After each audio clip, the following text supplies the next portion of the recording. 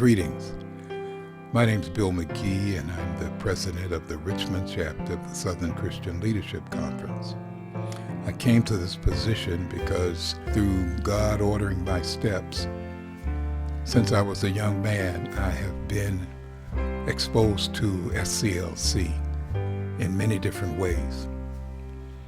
And one of those ways was I was raised in Petersburg, Virginia, from the time I was 2 until the time I was 11. And I lived on the same street with the Reverend Dr. Wyatt T. Walker, Dunlop Street in Petersburg. And his daughter Patty and I were in the first and second grade together. And I remember going to Reverend Wyatt T. Walker's house and doing hula hoop stuff with Patty and just hanging out with other friends from the neighborhood because we lived on the same street in Petersburg. And I didn't realize at the time how monumental Reverend Wyatt T. Walker was in the history of the SCLC and in the history of civil rights. Of course, not long after that, Reverend Walker was called to Atlanta to be the executive director for the Southern Christian Leadership Conference, where he worked hand in hand with Reverend Dr. Martin Luther King.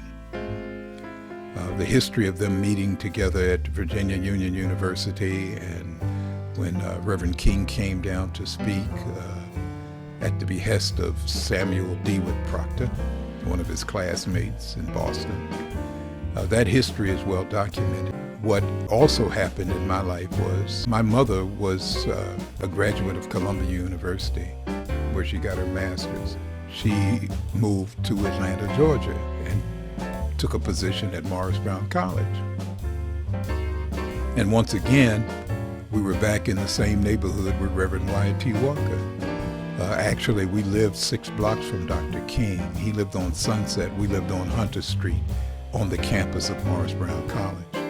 I went to school with Yolanda and Martin. They were in a few grades lower than I was. I think I was in the 7th grade at the time.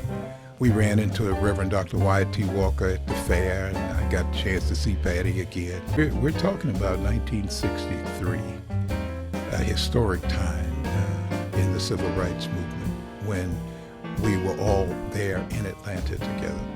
So I'm saying all of this to say to you that I recently met Dr. Gregory L. Williams.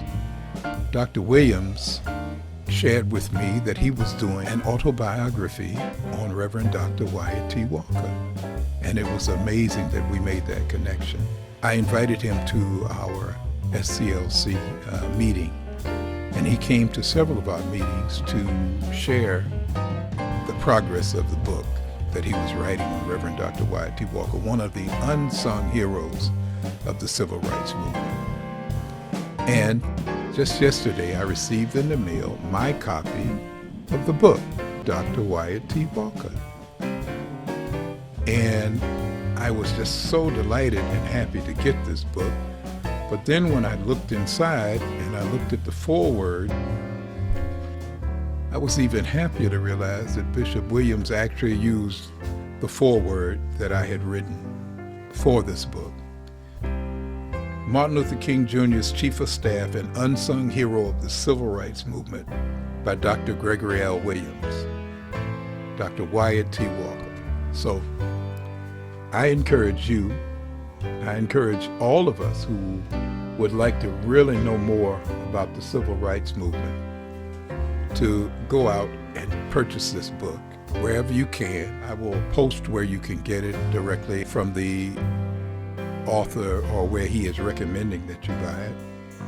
And I'm just so forever grateful and thankful that God has ordered my steps to be involved with the Southern Christian Leadership Conference. And I encourage you to join us in our struggle because the struggle continues. Thank you.